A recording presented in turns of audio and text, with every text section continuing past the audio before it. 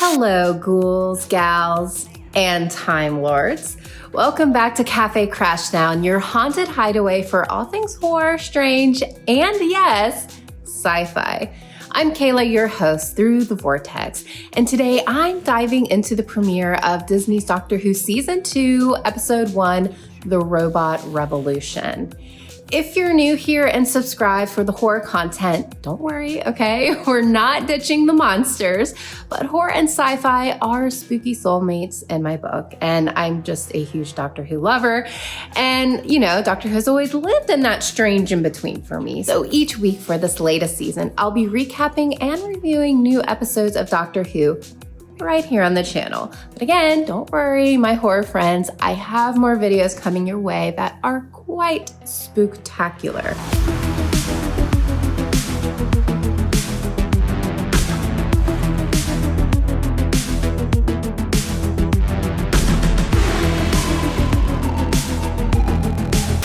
Okay, so let's get a little personal for a sec.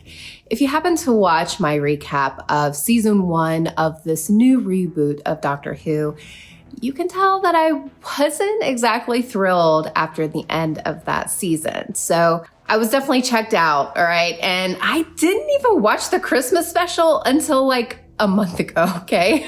That's really bad, and that's totally not me. But listen, when I finally did, yeah, I cried, okay?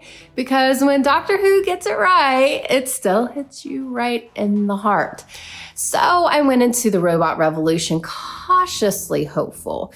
And what I found was a big, weird, messy, but surprisingly promising start. So I am not going to do like a full episode breakdown. I'm just expecting that you guys have already seen this episode. So I'm just going to do like a quick little skim, just kind of talk about what we did see so we can all be on the same page here. We met Belinda Chandra, a severely overworked nurse with 2 nightmarish roommates, and a very complicated, weird ex. I say complicated now because, you know how it ends up. And his name is Alan Budd. All right, Budd is his last name. Need I say more? So Alan bought her a cheesy star registry gift, naming a star after her 17 years ago. That star certificate ends up in the hands of a robot civilization in the future who mistakes it for a sacred prophecy or, something like that. I don't know. So we cut to present. 2 robots bust through her front door and abduct her to a planet called Miss Belinda Chandra 1. I don't know how to that was a lot to say. Where she is declared queen. The doctor, meanwhile, is already searching for Belinda. He's been told about her by someone mysteriously and tries to follow her through a time fracture, but he ends up arriving 6 months before she does. So of course, chaos ensues. There's a rebellion. There's a deranged AI overlord, Al overlord.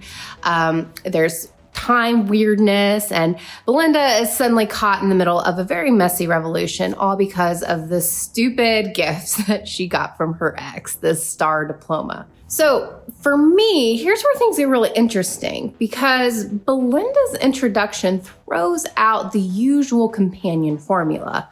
So bear with me here. So in most of New Who, new companions get relatively grounded intros. Think Smith and Jones, Partners in Crime, The Bells of St. John. The plot takes a back seat so we can really focus on the dynamic between the Doctor and this new companion. But not here. I mean, we see Belinda on screen, but we're not really diving in super emotionally with her. The episode's wild, tense, chaotic, and Belinda's arc is fighting for air alongside a dozen other plot threads, which we will get into. With that all being said, even with the limited setup, Belinda stands out. She's practical, skeptical, emotionally intelligent, and deeply competent. She doesn't just follow the Doctor around, which honestly, I really loved. And it was a nice breath of fresh air. She resets dislocated shoulders, calls out injustices, and throws shade in style, which we love. it was giving me like that Donna sass, all right, with like that Martha realism and a refusal to be swept off her feet by that, Time Lord sweeping in. She even claps back when he gets too sales pitchy. And I absolutely love this because how many times have we seen this before with him and these new companions? He takes them on the TARDIS. It's bigger on the inside. He's showing them around. They're all doe-eyed and excited. And he's like, hey, why don't you come with me and we'll travel space, right? But with her, Belinda was like, no, I want to go home. I have a job. I have responsibilities. I have to get back to what I'm doing and I want to go home. And then he ends up taking her DNA and he's like trying to show off and show her like, oh, this is your distant relative that I met. And there's just like the weird connection and stuff. And she's like, okay, the fact that you like just came up and took my DNA without asking permission right there is a red flag for me. Okay. Like back off, dude. And he does get it, but he's totally like, oh, this usual like showboatiness is not working for Belinda.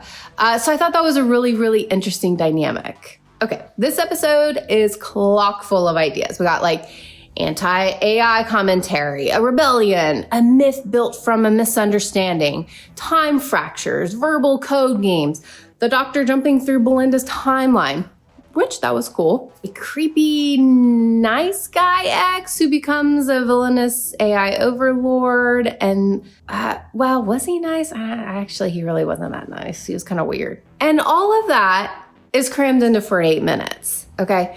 And so some ideas do land.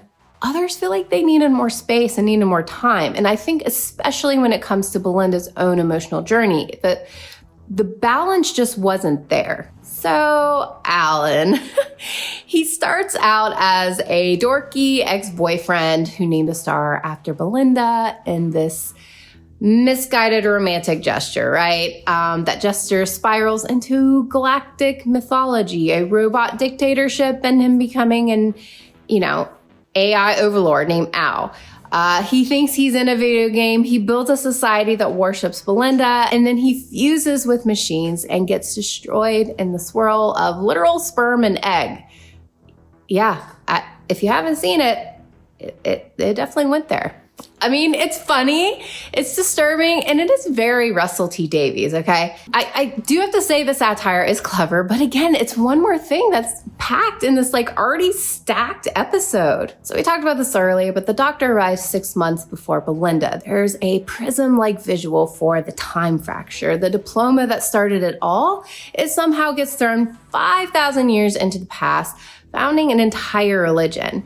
And there's the moment where the Doctor sees Belinda as a baby, which might tie her to her previous appearance on the last season or not. It's unclear. I don't know. There's a hint that someone told the Doctor about Belinda before any of this started, which sets her up as another mystery companion. And honestly, that just makes me nervous. And we've been there, done that. Why do we need another freaking mystery thing, regarding a companion? Okay, let's talk about the visuals. Aesthetically, loved it. I mean, I loved the last season as well in terms of the filming. The color palette is just beautiful. Obviously, they have Disney's budget, so they're able just to really do a lot more, and it makes Doctor Who really fun. So you've got this retro filler effects when people age up and down. That was fun. You've got the throne room set. It looked a little silly, but I still loved it. The Rebel Hospital is gritty and grounded. Costume designs were really super fun. Shout out to the Doctor's flowy navy striped look. Very fashion forward, Mr. Time Lord. So Belinda shines, but she has to fight the script for it. We needed more time with her before she was abducted. More slow moments, okay? Let us get to know Belinda. Let's, get more emotional framing. Right now, it feels like we crammed her into this intro, this development and arc, into a single episode that is also trying to do a season finale's worth of world building, honestly. It's like both the Bells of St. John and the Rings of Akhaten in one go, with less breathing room, honestly. So, and going back to this, do we need another mystery companion with a secret timeline or paradox? Or I don't know. We've had this with Clara. We've had this with Ruby. Like, are we really going to do it again? Can't she just be awesome without being like a chosen anomaly in this situation? Okay, so overall thoughts. While I was going off on some things, I mean, this episode wasn't perfect, okay? But it was bold. It was weird, occasionally clunky, but honestly, I felt like it was a promising return. I did enjoy myself when watching this, and I felt there was some old vibes that I really missed and I appreciated. There were some things I felt like they did listen to a little bit from a lot of us griping about the last season. There's still some other things that, no, they totally did not. I always forget her name, but the old lady who like lives in the house, and she's always present. She's always by each companion, and she always shows up. And then like last episode, she was like talking in camera and being all like meta and stuff. And so she like did it again. It's like, oh God, here we go with that. You know, I mean, there's a lot more to it. I just had to make a gripe about that. But overall, though, I really enjoyed this episode, and I am excited to see how the rest of the season plays out. And this new companion, Belinda Chandra, she's got potential.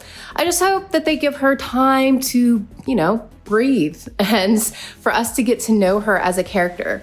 This felt like 2 episodes joined together. And if we're only getting like an 8-episode season, I mean, I get it, but let's not sacrifice characters for, you know, clever plot stacking, okay? So those are my thoughts on the latest episode. What did you think of the robot revolution? Are you into Belinda?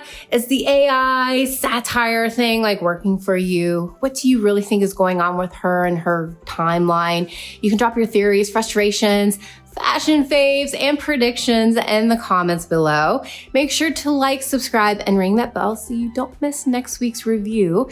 You can also follow me on Instagram and TikTok at Cafe Crashdown for bonus takes, behind the scenes chaos, and probably me crying about aliens. Stay spooky, stay strange, and maybe don't name a star after your crush. You might accidentally start a galactic religion. I'll see you next time, Time Lords.